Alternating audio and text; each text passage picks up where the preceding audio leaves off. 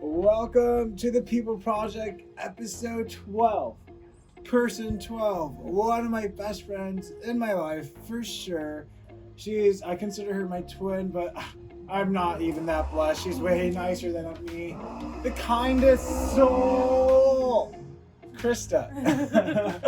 I just think you have one of the most beautiful souls out there. Like, I tell you this, like, whenever I see you, but, like, I genuinely mean it.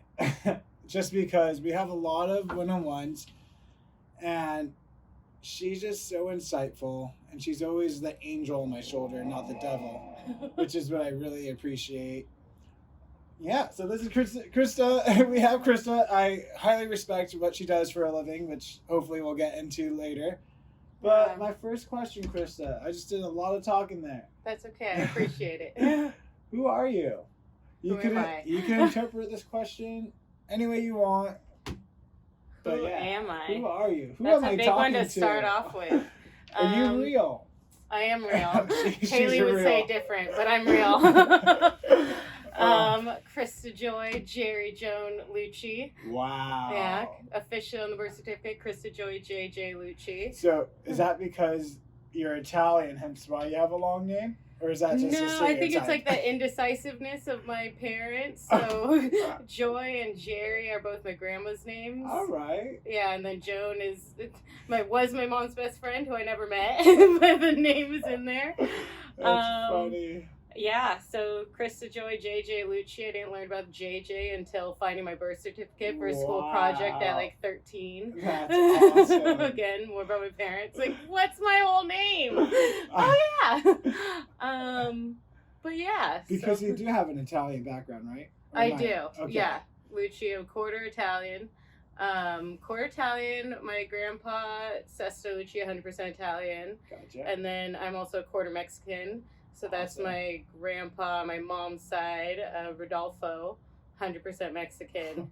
And yeah, but I definitely grew up with more of like the Italian influence. And where did you grow up? Marin County, which is like right outside San Francisco. Finally, someone that's not from Torrance. Here we go.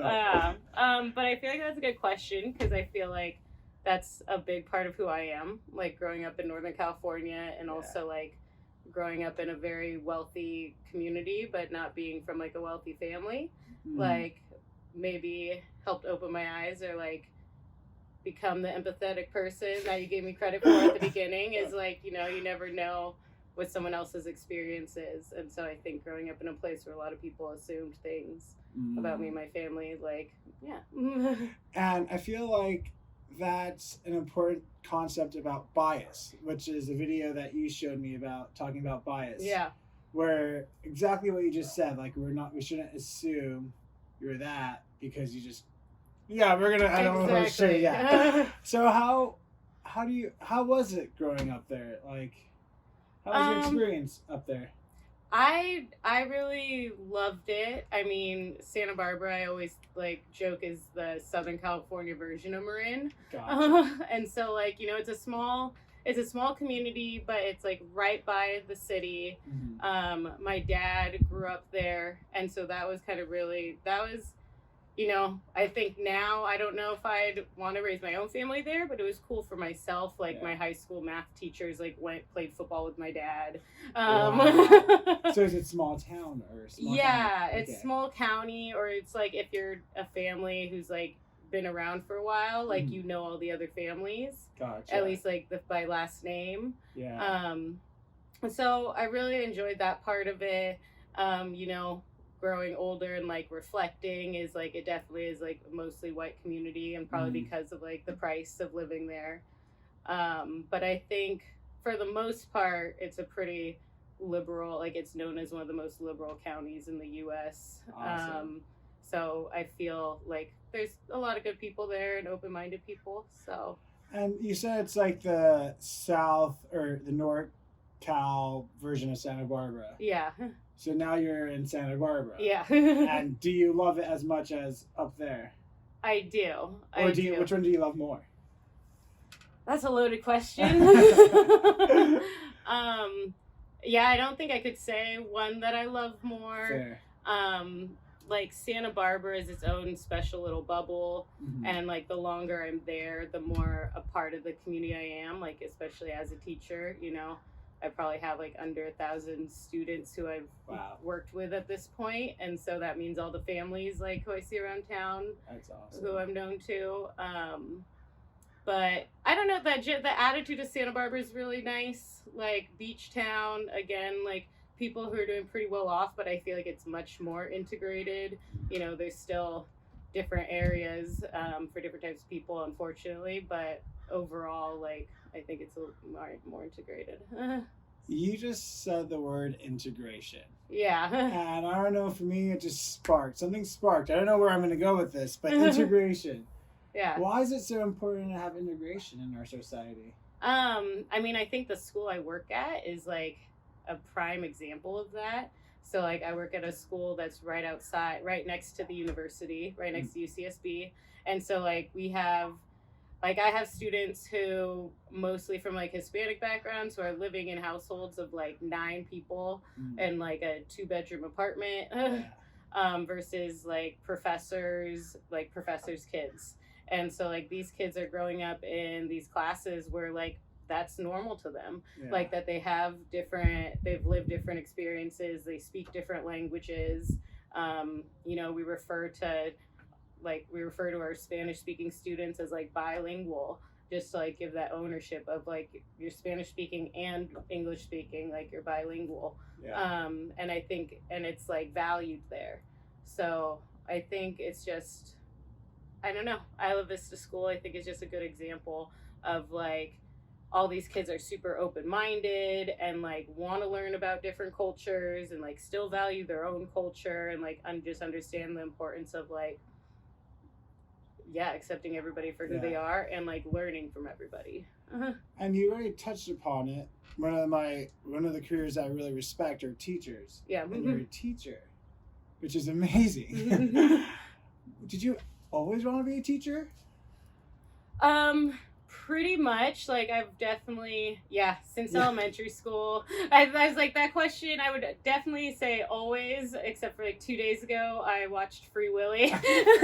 And I remember that there was a period of my life where I wanted to be a marine biologist. Gotcha. So that was a good reminder. But otherwise, like, I think even when I wanted to be a marine biologist, like teacher was always what I knew I'd want to be. Why did you want to be a teacher, you think? Going back to that, like to me growing up in Marin and like kind of having an unconventional childhood, like there were definitely a lot of like rocky roads in my childhood and my family's history. Gotcha. And I had teachers who like were aware of it and like supported me through it, and kind of like gave me outlets. And like, you know, I would hang out in the library at lunch and like make posters for the library, and like they just gave me opportunities to like find productive outlets and like, you know, a safe space. Can I ask what those obstacles were growing up? You know, my dad and mom both had some vices, and so my dad succumbed to the vices for a little while. He's my favorite person on this planet and has been like sober for like 20 something years. Awesome. Starting when I was like 9 or 10, but you know, and then just with that also comes like it being difficult to like pay for places in Marin. So yeah. Would you consider teaching one of your passions, or like what are your other passions, or is teaching your number one passion? Teaching's definitely my number one passion. I've been trying to like find a better balance of like, you know, I think it's different. I don't know. How do I say this? So like a lot of people are like on the internet, you'll always see like, oh, remember like work is work. It's like work isn't your life. And I think I value that. I also think it's a little different for teaching, like, but I'm trying to find a better balance where I'm not working like 12 hours a day. She was just working in my house. So I don't think she's finding that balance. Not yet. But one day you will. Yeah. My follow-up question to teaching is, I've interviewed one person so far who wants to be a teacher, but she doesn't know the steps. How did you get to become where you are right now? And where are you, actually? Okay, so where am I? So I've been working at an elementary school for 10 years. Woof. Probably, yeah, 9 to 10 years. We might have to check that math. I'm a fifth grade teacher. I've been a fifth grade teacher. This is my 7th year having my own fifth grade classroom. And so I guess I'll start with the steps and then I'll explain what I did those first few years. So you have to get your BA. So I went to college, got my UCSB, got my English degree. And can you get a BA in anything? Yes. Okay. Yes. And so, but then I got a minor in education, which isn't necessary, but definitely helped me on the particular path I was taking. Gotcha. And I don't know, it's definitely, I don't necessarily believe in fate, but I feel like in terms of like me ending up in Santa Barbara and like the school I have, there's like a lot of pretty lucky coincidences. So I thought I wanted to do Teach for America for like my first few years of college. Like that was the goal, and like I've been pretty lucky and like gotten most things that I've set my mind to. I've like reached most of my goals throughout life. Awesome. And so then Teach for America, I like went to an informational meeting and I filled an application. Must have been end of my junior year of college, and I got rejected. Oh. And so that was just something I wasn't expecting. And you know, we can talk about Teach for America another time. Yeah. Definitely glad I did not get accepted into that, but I didn't really know what to do from there. And I think I was talking to somebody I worked at the UCSB daycare with, and they said, we have like one of the best teaching credentialing programs like here at UCSB. And like I just had never even looked into that. And so I ended up looking into it. A bunch of the classes I was taking in education ended up giving me some credits towards that already. Wow. And a lot of the education classes I actually was taking because I was interested in psychology, and they just happened to cross with education. And so yeah, my senior year I just spent some more time like really committing to the education minor.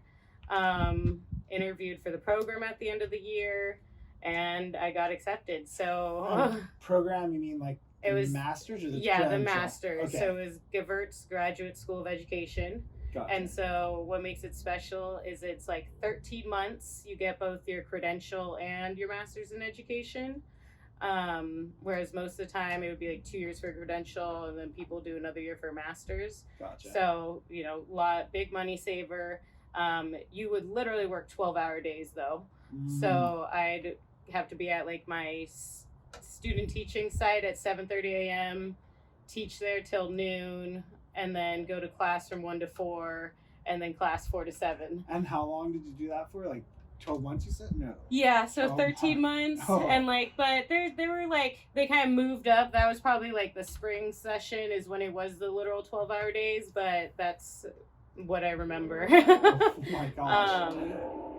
But yeah, so did that for a year. And I still love that program. I like take on student teachers now. I'm working with my 3rd student teacher. I've like done the interview process. Like on the other side, I was an interviewer, which was really interesting. But yeah. And so again, I don't know, now I feel like I'm going really long on this story, but it's pretty crazy. So then I graduate in July 2012. Okay. And I like was applying to schools, but there was kind of like some drama there because the school I was working as a student teacher had like an interim principal the year I was working there, and so most of the time you kind of make some connections as a student teacher, but we had a new principal who came from a different school, and so like that principal had connections to other student teachers. And so it was just kind of an interesting process. I like applied to Santa Barbara Union School District, and they lost my application, and I waited way too long to check in with them about it. So I was like, oh no, I haven't been contacted yet. I guess I'll call, but like a couple weeks too late. And they're like, we don't even have your application. So I remember like calling my dad and having a conversation with him.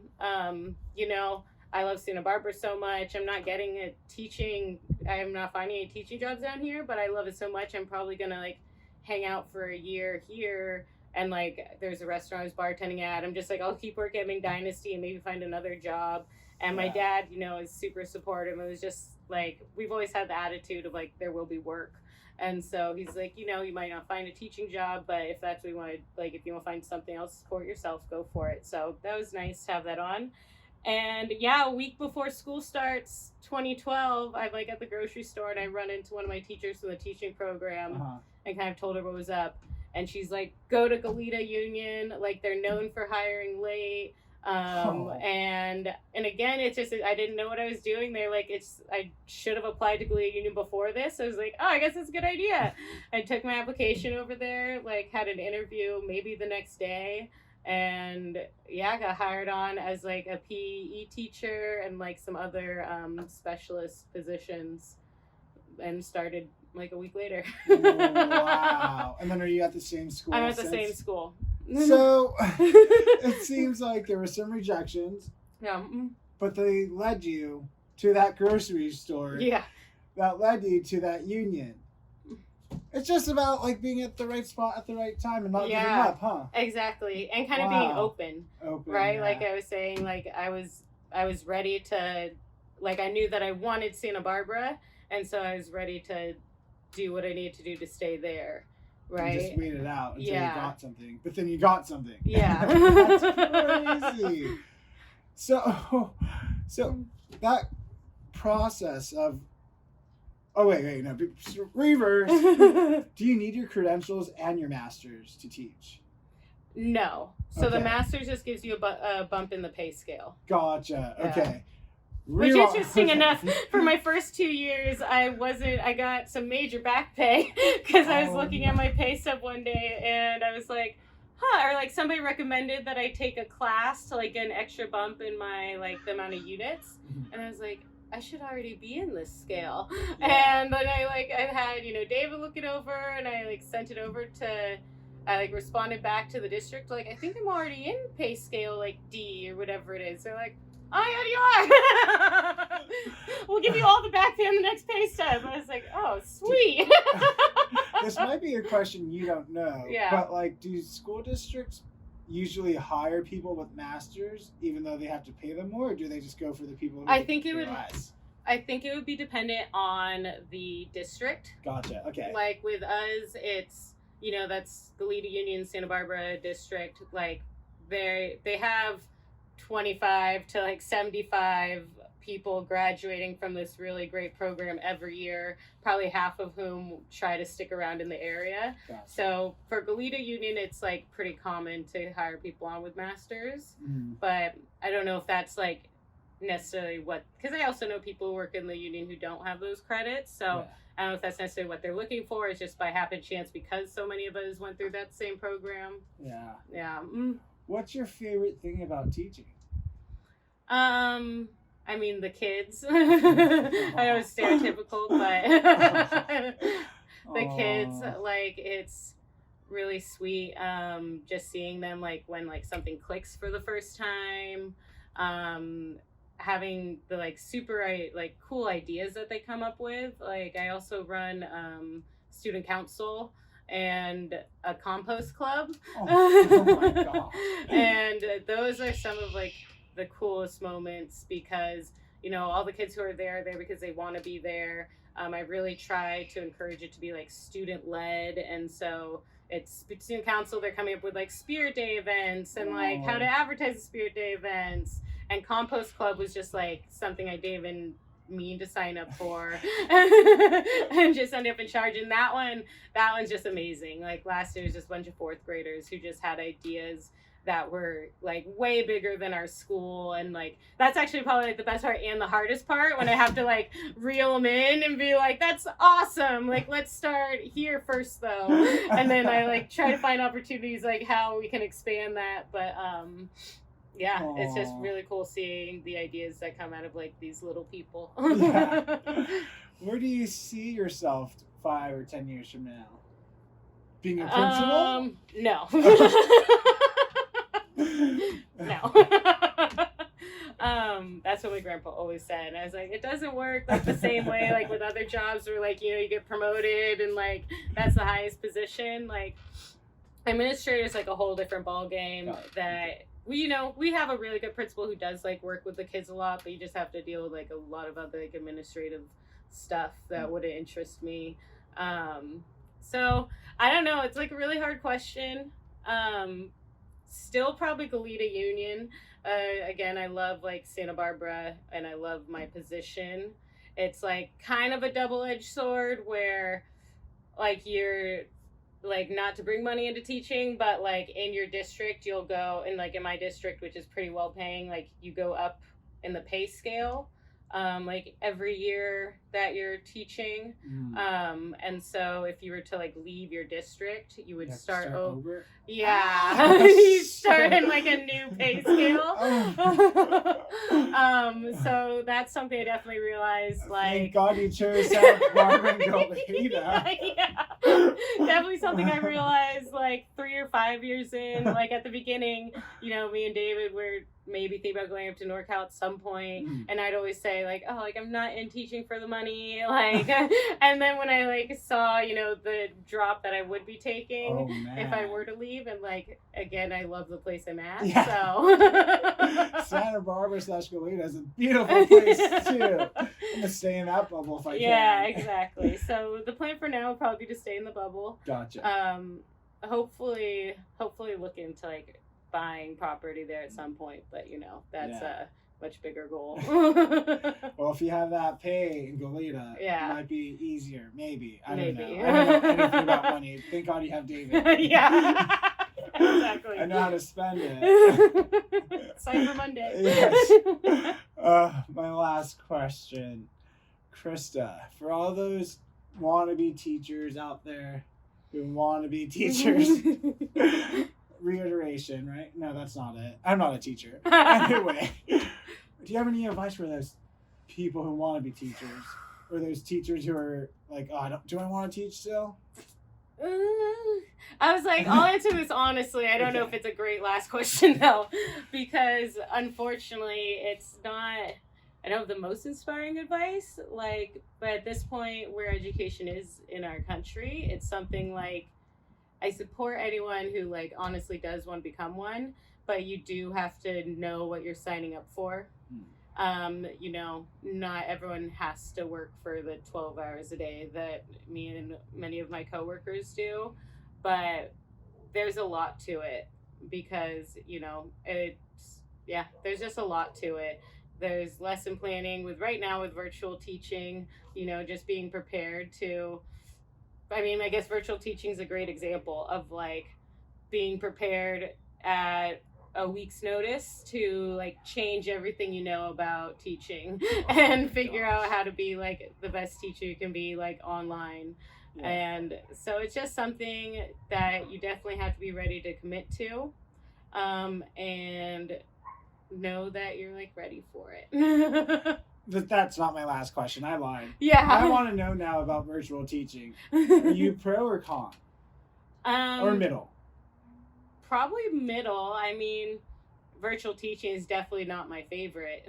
I would much rather be with the kids. Yeah. But right now in the middle of a pandemic, I support us being online. Yeah. I'm someone who's probably holding back and wanting us to go back into the classroom. Yeah. What's your biggest hurdle teaching online? Biggest hurdle is keeping the kids engaged and following up with them and finding like the balance of like not like harassing them. Right? So it's like making sure, like I've always had a really I try to be a really open teacher, and so like, you know, in the classroom I tell the kids, hey, let me know if you're having a rough day, like just talk to me in the morning, and if it's a day where maybe you're not going to be participating as frequently, or like if you're just having an off day, talk to me about it, and I'll try to give you like a space where you can still be successful but also be understanding. And so I try to carry that into remote teaching with me, but it's hard, like the whole camera on camera off debate. I'm probably more on the side of like, you know, if a kid needs the camera off, let them have it off. Yeah. But what happens is like a waterfall effect, and then you end up talking to, you know, like half a class with no cameras, which is unfortunate for both me as a teacher and the other kids who there is the camera on. So there's just, there's just like a lot of problems with engagement. Like you don't want the kids to be staring at a screen all day, but if that's like where you have like the best differentiated resources, then you want them like using those resources. So Yeah. it's really hard to find a balance. Oh man, hopefully this pandemic ends soon. But Yeah. if not, I hope you find that balance. I don't have any tips for you. Oh man, I'm sorry, but good luck. That's okay. You know, that's basically the U.S. government's attitude too. Man, maybe I need to apply to that. Thank you, Krista, for being guest number 12. I love teachers. I love you. Thank you for spreading joy and happiness, and keep on, just enlightening the world. And I just feel like you're the teacher who would just share the right, or like the, not right knowledge, but like, yeah, the right knowledge. Like, you know what I'm trying to say. You're not biased. And that's what I appreciate. I do my best. Yeah. Thanks, Krista. Oh, thanks, Maz.